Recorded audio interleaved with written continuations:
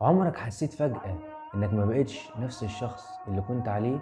لا بقيت بتضحك زي زمان ولا بقيت بترضى بسرعة. حتى الكلام اللي كان بيريحك ما بقاش بيهزك، وتقعد تقول لنفسك أنا إيه اللي حصل لي؟ ليه ما بقيتش أنا؟ ليه ما بقيتش بحس زي الأول؟ بس الحقيقة أنت ما اتغيرتش فجأة، أنت اتبدلت حتة حتة من كتر اللي شفته.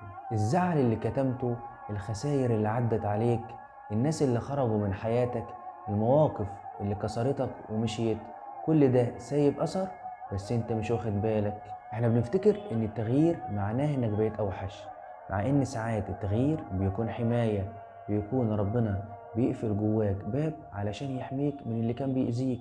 انت متألم ومش ضايع، انت محتاج تريح روحك شوية.